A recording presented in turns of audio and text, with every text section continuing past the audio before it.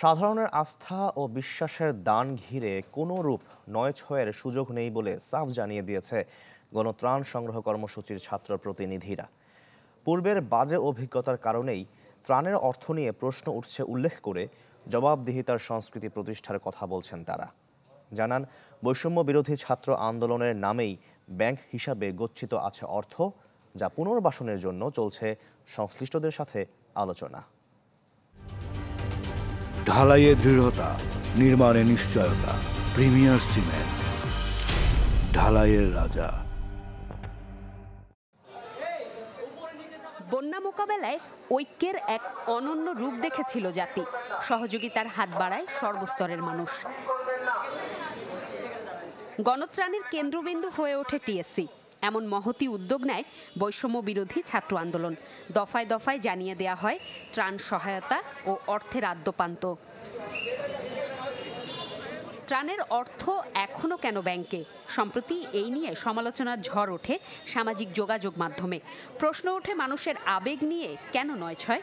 বিষয়টি নিয়ে ত্রাণ সংগ্রহের দায়িত্বে থাকা ছাত্র প্রতিনিধিদের সাথে যোগাযোগ করে চ্যানেল 24। বিশ্ববিদ্যালয়ের একজন শিক্ষক এবং শিক্ষার্থীদের কয়েকজন প্রতিনিধি মিলিয়ে এই অ্যাকাউন্ট করা, এই তিনজনের সম্মিলিত সিগনেচার ছাড়া 1 টাকাও এখান থেকে বের হতে পারবে না। ইতিমধ্যেই আমরা অডিট শুরু করে দিয়েছি, খুব দ্রুতই অডিট প্রকাশ পাবে। বাংলাদেশে মনে হয় এই প্রথম ক্রাউড ফান্ডিং নিয়ে কোনো অডিট হচ্ছে। আমাদের এই অডিটটা করার আরেকটা উদ্দেশ্য হচ্ছে যে এটা একটা স্যাম্পল হিসেবে থাকবে, যে আমি আগামীতে যখন একটা বাংলাদেশে কোনো কেউ একটা কাজ করতে যাবে তাকে অবশ্যই এই বিষয়গুলো মাথায় রেখে কাজ করতে হবে, যে আমার এই জবাবদিহিটা দিতে হবে, আমার এখানে স্বচ্ছতা নিশ্চিত করতে হবে। জানান, জবাবদিহিতার সংস্কৃতি তৈরির ধারাকে ইতিবাচকভাবে দেখছেন তারা। আমাদের প্রতিদিন যত টাকা উঠেছে আমরা কিন্তু ঘোষণা দিয়ে বলেছি, সেখানে আমাদের যদি টাকা নয়-ছয় করার হতো আমরা কিন্তু ঘোষণা দিয়ে বলতাম না। এই অভিযোগও আসা স্বাভাবিক, কারণ আমাদের পূর্ব অভিজ্ঞতা তো অনেক বাজে। আমরা বিভিন্ন সময় দেখেছি যে ত্রাণের কথা বলে বা ডোনেশনের কথা বলে অনেকে অনেক ধরনের অর্থ আত্মসাৎ বা অর্থ তছরূপের ঘটনা ঘটেছে। প্রশ্ন ছিল সামাজিক যোগাযোগ মাধ্যমে ভেসে বেড়ানো ছবি ও ত্রাণ নষ্টের অভিযোগ ঘিরে পুনর্বাসন প্রক্রিয়াই বা কী রূপ। যদি আমরা অতি দ্রুত কিছু টাকা দিয়ে সমাধান করে দিই, সেটি কিন্তু আসলে সমাধান না।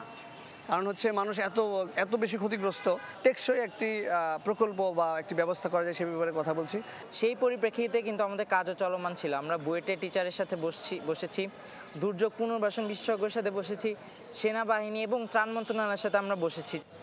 ছাত্র প্রতিনিধিরা জানান, মানুষের আস্থা, বিশ্বাস ও আবেগকে প্রাধান্য দিয়েই কাজ করছেন তারা। তাই গুজব নয়, বরং গঠনমূলক ও যৌক্তিক সমালোচনার আহ্বান তাদের।